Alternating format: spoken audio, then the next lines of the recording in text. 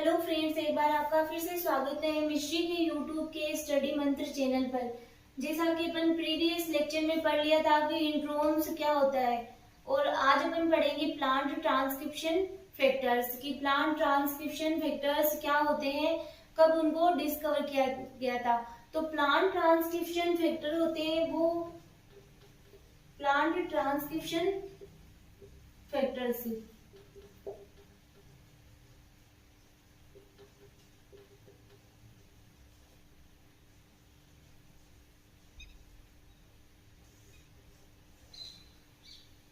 Plant transcriptional factors, जो ये word यहाँ पे लिखा हो उसके नाम में ही एक इसकी डेफिनेशन छुपी हुई है। मतलब प्लांट के ट्रांसक्रिप्शन में हेल्प करते हैं। मतलब जैसे प्लांट ट्रांसक्रिप्शनल फैक्टर मतलब ये क्या करते हैं,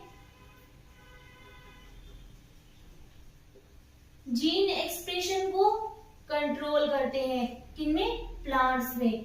तो प्लांट ट्रांसक्रिप्शनल फैक्टर क्या होते हैं? एक प्रकार के प्रोटीन होते हैं। एक प्रकार के क्या होते हैं? प्रोटीन होते हैं। प्लांट ट्रांसक्रिप्शनल फैक्टर्स एक प्रकार के प्रोटीन होते हैं जो क्या करते हैं कि डीएनए के साथ बाइंड हो जाते हैं। किसके साथ? डीएनए के साथ बाइंड विथ डीएनए। डीएनए के साथ बाइंड होकर के क्या करते हैं? ये कंट्रोल जीन एक्सप्रेशन। किसी भी प्लांट में जो जीन एक्सप्रेशन होता है उसको कंट्रोल करते हैं। तो plant transcription factors are protein that bind to DNA and control gene expression. इनको क्या बोला जाता है? इस प्रकार के सीक्वेंस को बोला जाता है ट्रांसक्रिप्शन फैक्टर बाइंडिंग साइट्स। ठीक है, इस प्रकार के जो सीक्वेंस है उनको क्या बोला जाता है? ट्रांसक्रिप्शन फैक्टर बाइंडिंग साइट्स बोला जाता है। फर्स्ट जो ट्रांसक्रिप्शन फैक्टर था वो विर्की ट्रांसक्रिप्शन फैक्टर था, जिसको कि 1994 में डिस्कवर किया गया था स्वीट पोटैटो में। फर्स्ट ट्रांसक्रिप्शन फैक्टर विर्की है वो 1994 में डिस्कवर किया गया था स्वीट पोटैटो में, जो कि किसके लिए रिस्पॉन्सिबल था? सुक्रोज के रेगुलेशन के लिए रिस्पॉन्सिबल था। फिर 1996 में विर्की 1, विर्की 2,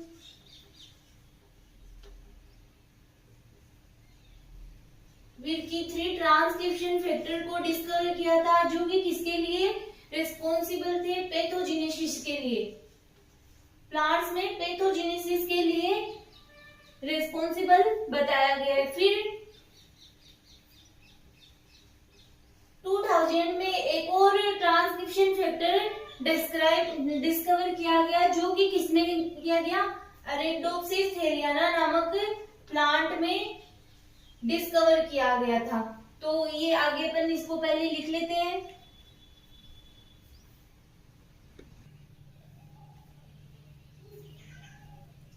आगे जो मैंने अभी बोला वो ही यहाँ पे नोट डाउन किया गया है। तो सबसे पहले प्लांट ट्रांसक्रिप्शन फैक्टर का इंट्रोडक्शन लिखा गया है।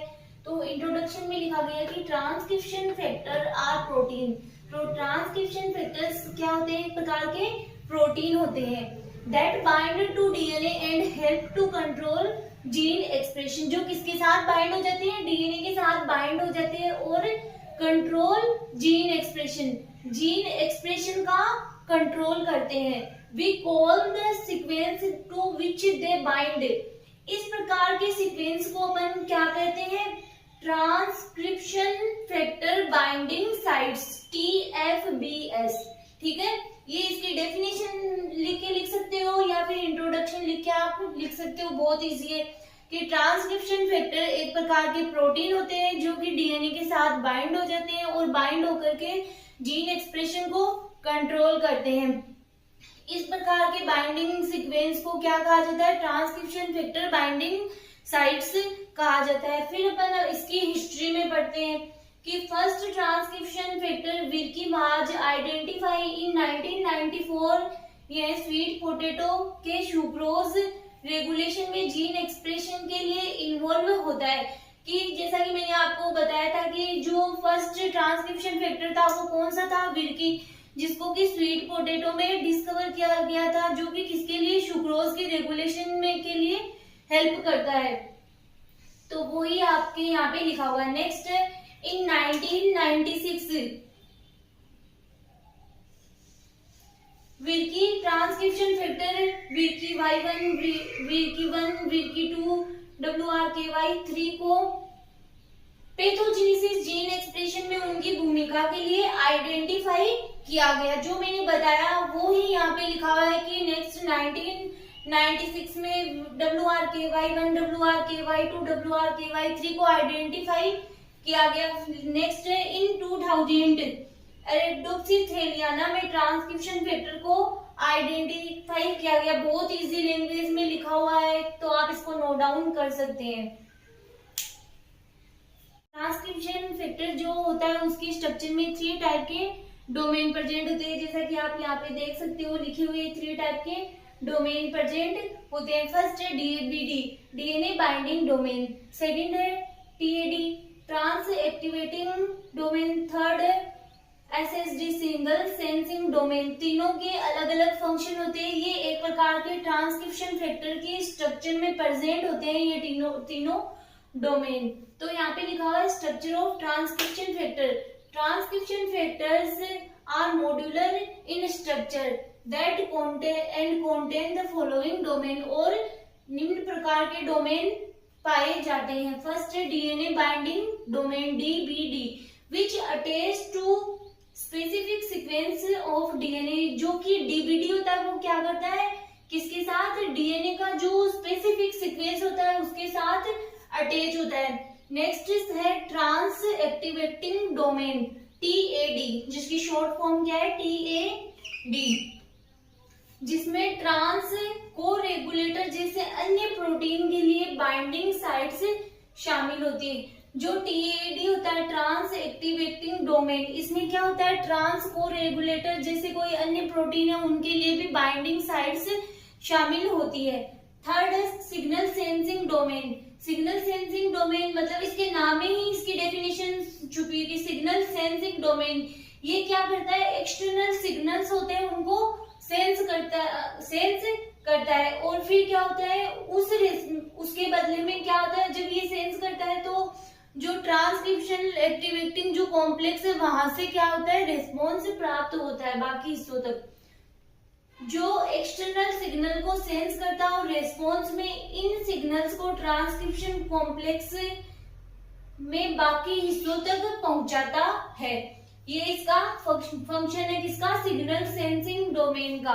ठीक है, ये तीनों क्या है, इसकी स्ट्रक्चर में शामिल है। तो स्ट्रक्चर ऑफ ट्रांसक्रिप्शन फैक्टर में कितने प्रकार के 3 टाइप के डोमेन पाए जाते हैं, जिनमें 2-2 लाइनें लिखी हुई, बहुत इजी है, आप इनको इजीली याद कर सकते हो।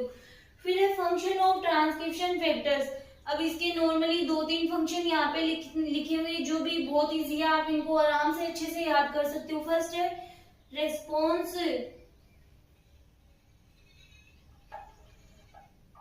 रेस्पॉन्स ई लिखा हुआ है यहाँ पे, रेस्पॉन्स टू इंटरसेल्युलर सिग्नल्स।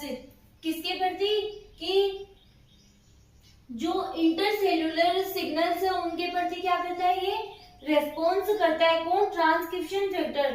फिर रेस्पॉन्स टू इन्वायरमेंट, किसके प्रति, जो इन्वायरमेंट से मिलने वाले सिग्नल्स है उनके प्रति भी ये रेस्पॉन्स करता है। फिर cell cycle control, transcription factor क्या करते हैं, सेल साइकिल को भी कंट्रोल करते हैं और पैथोजेनेसिस में भी जीन एक्सप्रेशन को रेगुलेट करते हैं। तो ये 3-4 फंक्शन यहाँ पे लिखे हुए हैं ट्रांसक्रिप्शन फैक्टर को, जो आप इजीली लर्न कर सकते हैं। ट्रांसक्रिप्शन फैक्टर्स फैमिली के कुछ एग्जांपल्स यहाँ पे दे रखिए कि फर्स्ट है ERF, यहाँ पे लिखा हुआ है ERF और AP2। सेकेंड है WRKY, इसका है WRKY1, WRKY2 और WRKY। इन सबको डिस्कवर किया जा चुका है, BZIP यहाँ पे लिखा हुआ है BZIP। थर्ड है आगे है नेक्स्ट है NAC, आगे है MYB। ये फैमिली के ये कुछ एग्जांपल्स है फैमिली के, किसके ट्रांसक्रिप्शन फैक्टर फैमिली के कुछ एग्जांपल यहाँ पे आपको लिखवाए गए हैं। फिर examples of transcription factor in plants.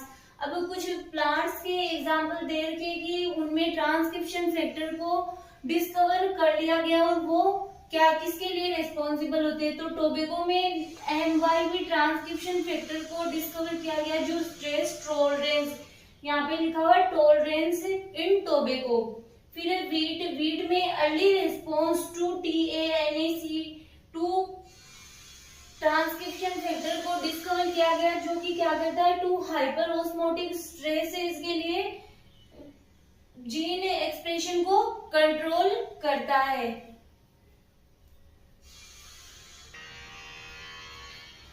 आगे मेज में है BZIP transcription factor that regulates shoot meristem size in मेज। जो BZIP ट्रांसक्रिप्शन फैक्टर है वो क्या रेगुलेट करता है, शूट मेरिस्टेम को की साइज को रेगुलेट करता है मेज में।